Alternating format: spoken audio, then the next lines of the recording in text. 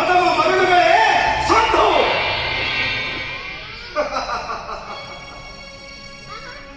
ಈ ಕುಹಕ ಕಂಠದ ಕರ್ಕಶಕ್ಕೆ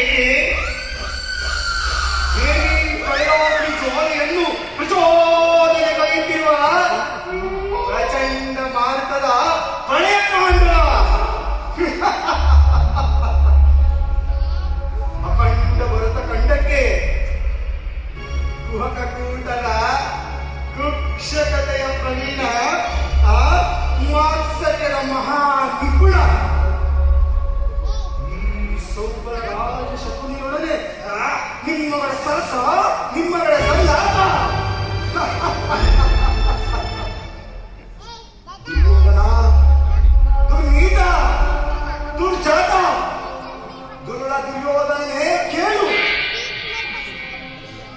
ಅಂದು ನಿರಪರಾಧಿಗಳು ಗಾಂಧಾರ ವಂಶೋದ್ಧಾರಕರಾದ ನನ್ನ 99 ಮಂದಿ ಸಹೋದರರನ್ನು, ನನ್ನನ್ನು, ನನ್ನ ಜನ್ಮದಾತರನ್ನು ನಿನ್ನ ಕತ್ತಲೆಯ ಕಾರಾಗೃಹದಲ್ಲಿರಿಸಿ ನೀಡುತ್ತಿದ್ದ ಚಿತ್ರ ವಿಚಿತ್ರವಾದ ಹಿಂಸೆಯನ್ನು ಸ್ಮರಿಸಿಕೊಂಡರೆ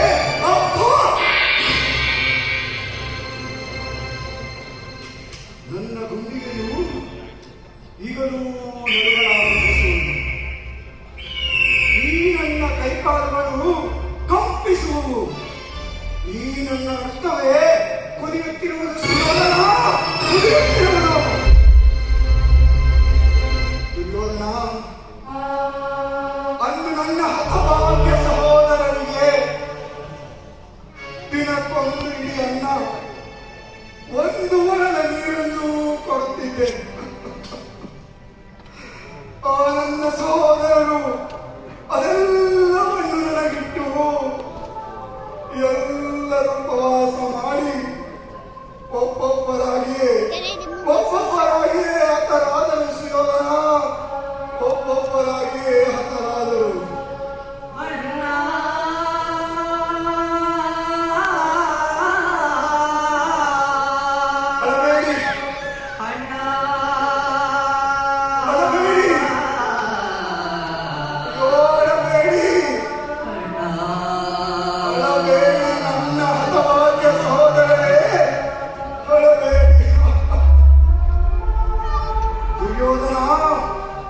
ನಿನ್ನ 99 ಮಂದಿ ಸಹೋದರರ ಚಿನ್ನ ಮುಂಡಗಳಿಂದ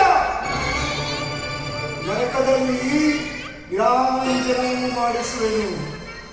ಈ ನರಕದ ಭಯಂಕರ ಹಿಂಸೆಗಿಂತಲೂ ಈ ಕುರುಕ್ಷೇತ್ರದಲ್ಲಿ ಈ ಶಕುನಿಯಿಂದ ನಿನಗಾಗುವ ಹಿಂಸೆಯು ಅತಿ ಅತಿ ಅತಿ ಭಯಾನಕ.